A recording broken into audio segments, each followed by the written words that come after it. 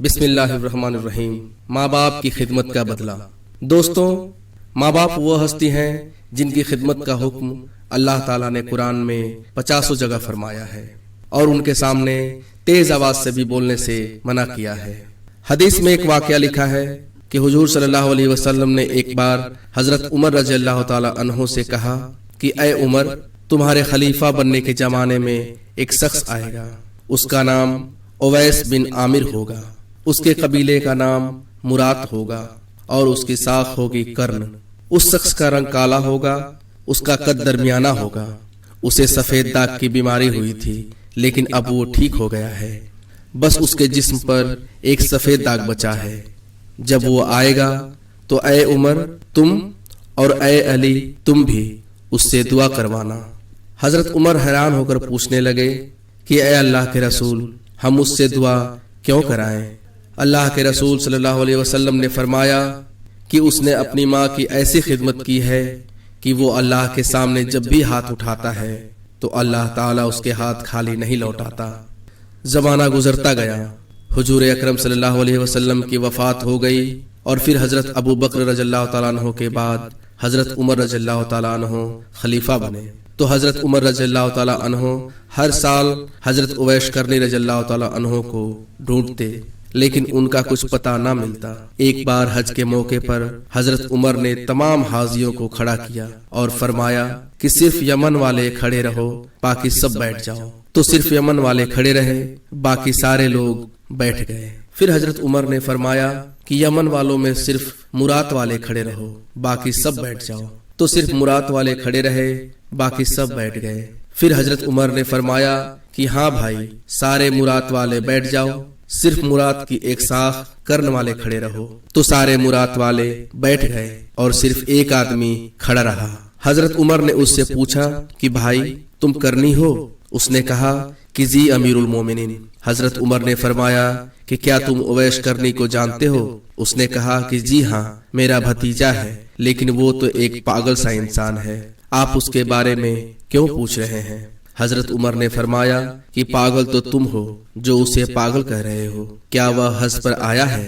اس آدمی نے جواب دیا کہ جی ہاں آیا ہے۔ پوچھا کدھر ہے؟ فرمایا کہ ہمارے اونٹ چرانے جنگل کی طرف گیا ہوا ہے۔ یہ سن کر حضرت عمر نے حضرت علی رضی اللہ تعالیٰ عنہ کو اپنے ساتھ لیا اور جنگل کی طرف دوڑ لگا دی۔ جنگل میں جا کر دیکھا کہ ایک اسی رنگ حلیے کا انسان جیسا اللہ کے رسول صلی اللہ علیہ وسلم نے بتایا تھا، ایک ببول کے پیڑ کے نیچے کھڑا نماز پڑھ رہا ہے اور اس کے سارے اونٹ اس کے آس پاس ہی چر رہے ہیں۔ حضرت عمر اور حضرت علی رضی اللہ تعالیٰ عنہ ان کے پاس جا کر بیٹھ گئے۔ حضرت اویس کو پتا چل گیا کہ کوئی میرے پاس آ کر بیٹھا ہے اور شاید میرا انتظار کر رہا ہے، اس لیے جلدی سے سلام پھیرا اور پیچھے مڑ کر ان دونوں حضرات سے پوچھا کہ آپ کو کیا کام ہے؟ حضرت عمر نے کہا کہ تم کون ہو؟ جواب دیا کہ میں ایک مزدور ہوں۔ حضرت عمر نے پوچھا کہ تیرا نام کیا ہے؟ جواب دیا کہ اللہ کا بندہ۔ حضرت عمر نے کہا کہ اے میرے بھائی، ہم سب اللہ کے ہی بندے ہیں، تم مجھے اپنا وہ نام بتاؤ جو تمہاری ماں نے تمہارا رکھا تھا۔ حضرت اویس کرنی رضی اللہ تعالیٰ عنہ کہنے لگے کہ تمہیں اس سے کیا مطلب، تم جاؤ اپنا کام کرو۔ یہ سن کر حضرت علی رضی اللہ تعالیٰ عنہ فرمانے لگے کہ اے اللہ کے بندے، کیا تم انہیں نہیں پہچانتے؟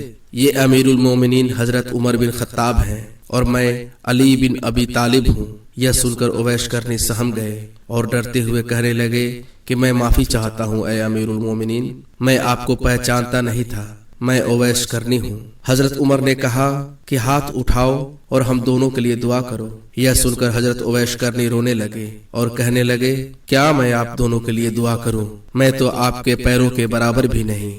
حضرت عمر نے کہا کہ اے اویس، میرے نبی نے فرمایا تھا کہ عمر، تیرے زمانے میں ایک آدمی آئے گا، اس کا نام اویس کرنی ہوگا، تم دونوں اس سے دعا کروانا۔ پھر حضرت اویس نے ان دونوں حضرات کے لیے دعا فرمائی۔ دوستوں، یہ ہوتا ہے ماں باپ کی خدمت کرنے کا بدلہ۔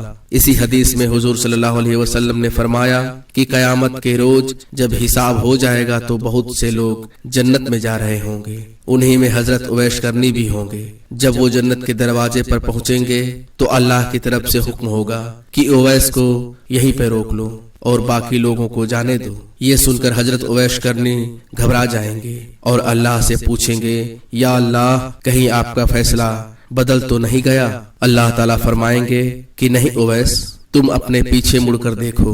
تو وہ اپنے پیچھے مڑ کر دیکھیں گے تو جہنمی لوگوں کی ایک بہت سی تعداد کھڑی ہوگی۔ اللہ تعالیٰ حضرت اویس کرنی رضی اللہ تعالیٰ عنہ سے فرمائیں گے کہ اے اویس، تم اپنی انگلی سے اشارہ کرتے جاؤ، جدھر جدھر تمہاری انگلی چلے گی میں اتنے لوگوں کو معاف کرتا جاؤں گا۔ دوستوں، یہ ہوتا ہے ماں باپ کی خدمت کرنے کا بدلہ کہ کل قیامت کے دن حضرت اویس کرنی رضی اللہ تعالیٰ عنہ اپنے ساتھ لاکھوں لوگوں کو جنت میں لے کر جائیں گے۔ اللہ ہمیں بھی ماں باپ کی خدمت کرنے کی توفیق عطا فرمائے، آمین ثم آمین۔ السلام علیکم ورحمۃ اللہ وبرکاتہ۔